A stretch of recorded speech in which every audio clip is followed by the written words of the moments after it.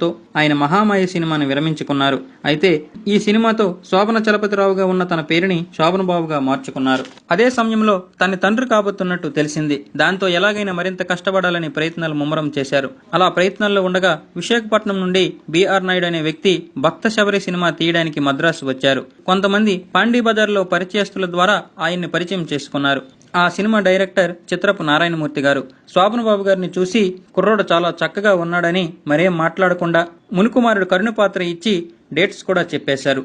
మరోపక్క సరిగ్గా ఆ డేట్లోనే వాళ్ళ ఆవిడికి నొప్పులు ఎక్కువ అవడంతో గవర్నమెంట్ హాస్పిటల్లో చేర్పించారు. రోజు ఉదయం లేచి నీళ్లు పట్టి వంట చేసి క్యారేజ్ పట్టుకొని సైకిల్ మీద హాస్పిటల్కి వెళ్ళి అక్కడ క్యారేజ్ ఇచ్చి అటునుంచి అటు షూటింగ్కి వెళ్ళి షూటింగ్ అయిపోగానే మళ్ళీ హాస్పిటల్కి వచ్చి క్యారేజ్ తీసుకుని ఇంటికి వెళ్ళి వంట చేసి తను కొంచెం తిని క్యారేజ్ పట్టుకుని హాస్పిటల్కి వెళ్లేవారు. ఈ విధంగా ఎన్నో కష్టాలు పడ్డారు. 1959 సెప్టెంబర్ 28